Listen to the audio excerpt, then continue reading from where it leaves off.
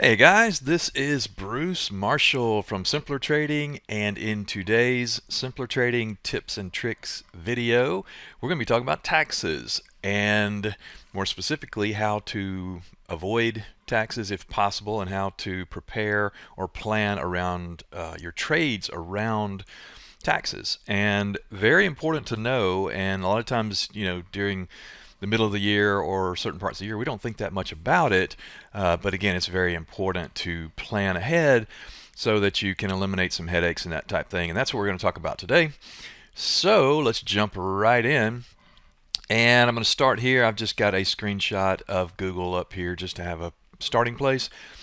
And basically, we're going to talk about stocks, but we're also going to talk about some options and ETFs and other things like that. But first of all, obviously, if we have a stock, if you sell it, of course, during the tax year, in this example 2021, you pay taxes on that year. As you can see here, I've got on my chart that little white dotted line there is 2021 year end, 2021, 2022. Obviously, very simple stuff, right? But it is important to know. We know that we come into the end of the year in December, especially, and there's a lot of tax there. It's typically a lot of tax loss selling, and that's when you can clean up your portfolio. For example, get rid of some dogs and maybe pick some other things up cheap as things go down. That typically happens, and John Carter does a class on that every year at the end of the year. It's a pretty good class. You can see in a lot of cases people do tax loss selling if a stock has not performed, great during the year or up into that part of the year. But even more importantly, we need to keep an eye or remember, track when we buy stocks if we're doing, say, for example, dollar cost averaging or even selling naked puts and getting assigned stock and things like that. I do that quite often. And, you need to track that stuff because, of course, no tax conversation will be complete without talking about wash sales. And if you've ever had a wash sale disallowed, when you get your taxes and you start going through and your CPA says, that $8,000 loss you can't take, and the first thing you do is pound on the table and get mad, all that kind of stuff, until you realize it was a simple way to, a simple mistake you could have avoided very easily. And I'll show you how the wash sale works. So if you buy a stock, and we'll just do it, just have a place to write here. If you buy a stock, here, for example, if you have to watch 30 days before and 30 days after to sell this for a loss. And it's actually 61 days. You've got 30 days here, 1 day, and so it's 61 days total. So you can't come in here and say, I'm going to buy more stock here and then sell it here, and that disallows the loss. Now the gains, you don't have to worry about gains, right? If you're selling something for a gain, that's a gain. But what I'm talking about is a loss. And the IRS did this so that people wouldn't come in and say, I bought the stock at $100 and now it's gone to 75, if I can write correctly. Now it's gone to 75. I'm going to sell it here, take a $25 loss, but then I'm going to buy a bunch more at 75 and catch the next run up. Well, you can if you wait 31 days, and I would actually wait 35 days. I'd give a little buffer there, but that's the whole point, is so that you can't treat your portfolio, you can't trade your portfolio from a tax advantage standpoint if you're buying and selling. It's basically if you were trying to rig the system, that kind of thing. And again, I think everyone knows that. It's pretty straightforward, but it's always good to be aware of that. Now, one thing that a lot of people might not know is that, let's say you bought, let me just get back over here to, I don't know, let's just say Walmart. I'm just picking a stock. So let's say we bought some Walmart and we bought 400 shares. Oops. Clean that up a little bit. I'm trying to write with a mouse and it's not easy. All right, so we bought 400 shares on I don't know, say June 1st. Doesn't matter. June 1st here. And then we bought another 200, say 20 days later, we bought another 200 shares. So we have 600 shares total. And then it goes down. We want to sell it for a loss, tax loss. Well, you disallowed it by buying this within the 30-day window. But guess what? You only disallowed 200 of the shares. So 200 are okay. The other 200 are not. You disallowed this portion that you added to, right? Again, pretty straightforward stuff, but everything has got to be within this 30-day window. If you're outside of that window, that's fine. You bought 400 here, you buy 200 over here, and then you sell it, that kind of thing. It's okay. Again, I'm not a CPA. Always talk to your tax professional. Just remember this 30-day window. It's before and after. If you're going to try to claim it for a tax loss. And again, very, very easy things to avoid and be aware of. Now, also the IRS will consider, they say, substantially equal vehicle. Basically what happens, and I don't even know if they do this anymore I don't get paper statements anymore, but there is a CUSIP number. All securities have a CUSIP number, and that's like the VIN of a vehicle, basically. And you can't have the same CUSIP number. But what you can do, if you have, in this case, if we have Walmart and you sell it, but at the same time you pick up some Target, right? That's similar, but it's not the same. It's got a different CUSIP number, right? A whole different company. That's allowed. Pepsi, Coke, that kind of thing. You can do that. You can say, you know what, I still want to be in the same industry here, but I'm going to sell this and I'm going to pick up some of this. Yeah, that's fine. But it can't be the same stock. Now, there's a little twist to it as well. So if we check this out, if you say I've got some Walmart stock here, and I've got let's say 1,000 shares of Walmart, and again, it goes down in price. You buy it at 150. It goes down. You buy another 1,000 here, that kind of thing, and then you said, I'm going to sell it or whatever.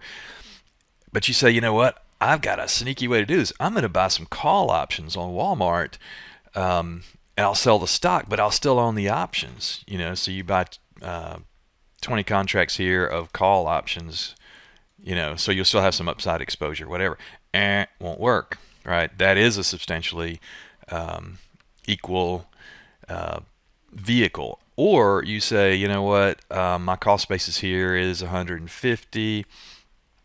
I'm going to sell the 150 put naked that goes out for 60 days. Okay, that's over that 30-day window, right? Won't work. Substantially equal vehicle, because that's, it doesn't matter how long this is. If you sold it, I'm talking about selling a naked put here. If you sold this within that 30-day window, then if this gets exercised, you'll own it at 150, just like what you were trying to sell it for. So that's substantially the same thing.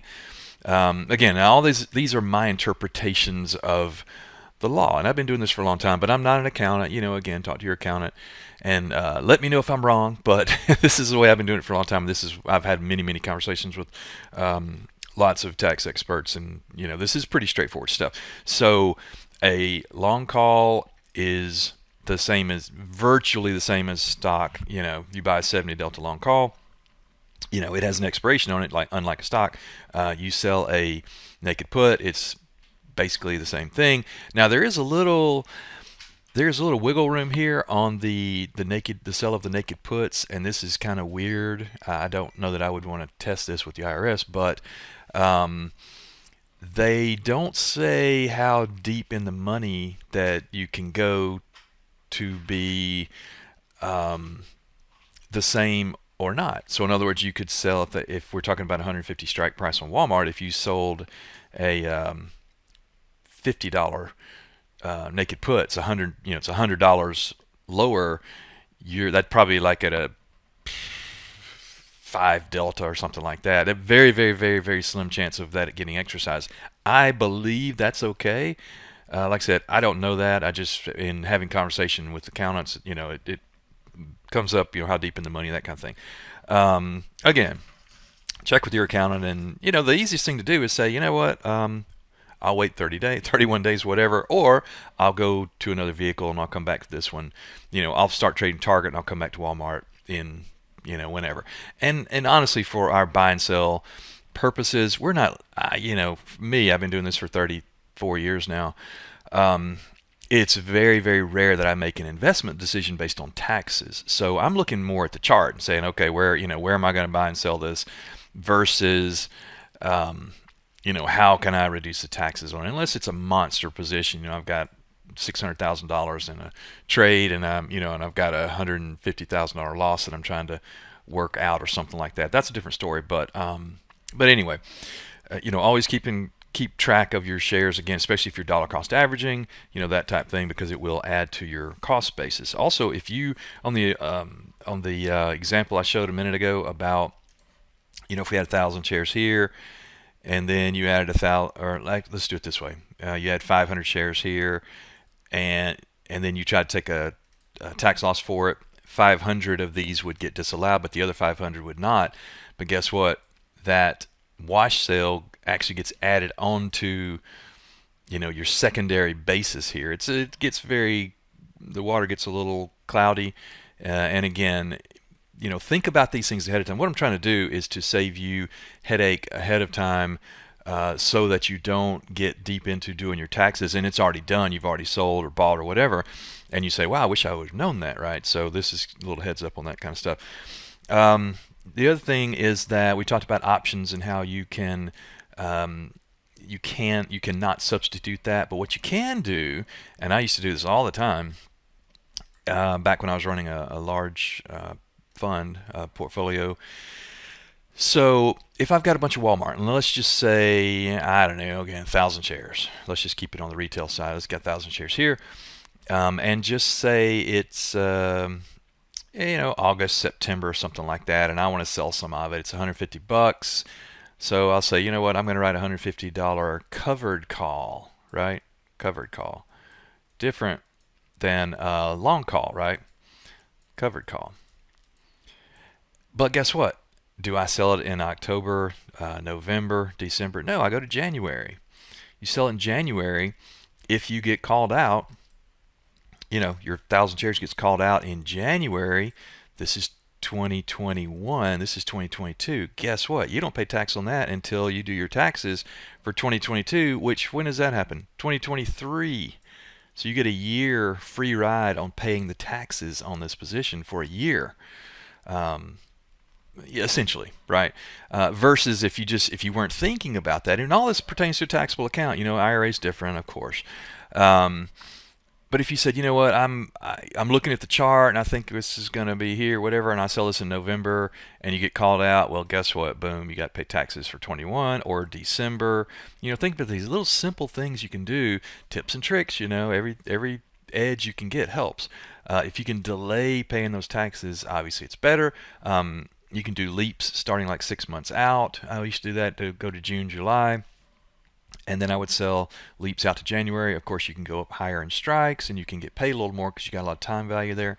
So there's a lot of cool things you can do with the options. But again, if you say, I'm going to sell, $100 or $150 naked put out here with a January expiration, but I'm going to sell it in June, that's a substantially the same thing, right? You can't do that. You got to wait 30 days to sell it, right? If you're trying to sell a naked put. Again, I know I'm talking about a lot of things, covered calls, naked puts. They all kind of go together. But I'm just trying to give you a little, kind of tips and tricks here. So what's another thing that you can do to make this scenario better? The thing that I do, my favorite thing to do, is trade the SPX. And the reason, you probably know this, the SPX is considered a 1256 contract, right? This is SPX, and also RUT, R-U-T, and NDX or 1256 contracts. Now, 1256 contracts are treated differently. SPX, right? NDX, RUT. So the reason they're treated differently, and I can't write today for some reason, the reason they're treated differently is that this is a cash settled European index. All these are. And these have a favored tax treatment because they are, well, there's a lot of reasons why, but basically the tax treatment of this is 40% of the gain is short term and 60 is long term. So look at that, boom, you get a 60% portion of that is a long-term capital gain. Huge, huge, huge benefit there to do that versus if you're just trading Amazon all the time or Walmart or Google or whatever, that's only on 1256 contracts. That's SPX, NDX, and RUT. Now, I've gone back and forth on SPY. SPY is not cash settled, but it is considered a broad index. I have been told both ways that it can work and may not work. But anyway, that's why you will see me trading the SPX as my primary vehicle all the time. One of the reasons, of course, it's very easy to trade with the levels and things that we can get, watching fib levels and Fibonacci levels and voodoo lines and all the kind of things that we can use to trade. That makes it a good vehicle to trade. NDX RUT as well. One last thing is to be very careful of is K1s. And you might say, oh, that doesn't apply to me. Well, it may apply to you and you don't know it. There are a lot of, we all trade ETFs, right? Exchange traded funds. A lot of the ETFs have K1s, and K1s is essentially a limited partnership. And if you've ever gotten a K1, you know it because it always holds your taxes up. The K1's the last thing to be generated because it's I guess a composite is the best way to put it. It's a tax partnership thing. And in years past, I used to get delayed on my taxes on K1s. Again, very, very frustrating if you got all your taxes ready to go and you're waiting on a K1. It's filed differently, and it is different. You have to really be aware of that. So what vehicles trade K1? This comes up all the time. Let's trade some UNG. Okay, natural gas. All right, look at that. Great chart to trade. Guess what? You get a K1 on it. USO is another one. K1, right? Again, if you've never had a K1, you probably don't want one. And here's the solution or the answer. I will tell people, it's not that I mind the K1. Yes, it's extra headache. It's extra cost if you're using an accountant or whatever, CPA. If I'm going to trade, in this example, USO, if I'm going to trade USO all the time, I mean, I trade it every day, every week, whatever, you're going to get a K1 on it, right? That's fine. If it's a one-off deal and you say, you come in here and you say, oh, I'm going to try to, go long here, and you do one trade and you make $1,000 on the trade, right? And now that's generated a K1, which is going to delay your taxes, going to cost you extra money to file and all that kind of stuff, right? No, I don't want to do that, right? If it's a one-off kind of thing or just every now and then kind of thing, right? So again, we're talking about taxable accounts here. Let's see, what's another one that we typically, most of the time it's a commodities based, like agriculture fund. The one, what is it, DBA? I think DBA. Yeah, multi-sector commodity agriculture ETF. It looks very, looks great. Great chart. That'd be cool to trade, right? It's gonna have K1 on it. Just be aware of that. You may not, it may not bother you to have K1s, but it's kind of a pain. And again, the whole reason for doing this video, just tips and tricks. Try to make your life easier, trading life easier, in maybe some things to avoid and ways to take advantage of some of the ways that that we can do things like, again, selling out into the next year and that type of thing. But probably the biggest thing is to always know your time frames on these wash sales and avoid them at all costs, because you will lose some tax benefit there. You cannot trade. You will never trade. No one will ever trade without taking losses, right? It's part of trading at some point. But we want to be able to use those losses on our taxes, right, if we can. So again, always keep that in mind. Wash sale rule. Know where your expirations are if you're selling options against them. Again, for example, covered calls comes to mind. Selling naked puts comes to mind. Simple things. Not really so much on iron condors and that kind of stuff in this video that we're talking about. Also, if you don't trade the 1256 contracts, the SPX, the NDX, the RUT, oh, and the VIX. The VIX is a 1256 contract as well. So a lot of people like to trade the VIX, especially now that volatility has gotten so crazy. Be aware, 1256. That's a good thing. You get a 60% long-term capital gain, 40% short-term gain. Be aware. And if you're using an accountant that is not that, be sure your accountant knows. Of course, all accountants should know this. The 1256 contracts, now they're trading, all that kind of stuff.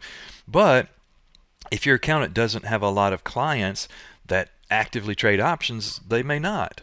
So mention it to them, right? Definitely mention it. K1s as well. Be careful on the K1s. You can just Google whatever vehicle. Generally, if it says like energy fund, metals fund, materials fund, some of the 2x bull and bear S&P 500 or 2x, 3x leveraged oil or natural gas or all that kind of stuff. If it says corn or wheat or sugar, heads up, that's probably going to have a K1 on it. So anyway, it takes you 30 seconds to Google it and find out. Can save you some real headache and some cost, on your taxes or your accounting, CPA fee, that type thing. So again, to recap, some pretty simple, straightforward things to do to avoid taxes, avoid some issues that are very easy to maneuver around legally. Again, I'm not an accountant. Double check all this stuff, and with your own personal accountant, or if you're doing it yourself, just double check this stuff. I'm just trying to put some information out there that can help, and some things to be aware of. So with that, I'll wind it up. Thank you so much for your time, and I will see you at the next update that I do. Thanks, and take care. Without simpler trading, I could not have financial independence. This is one of the best investments I ever made in my life. It's helping me find consistency. It's one of the things that won me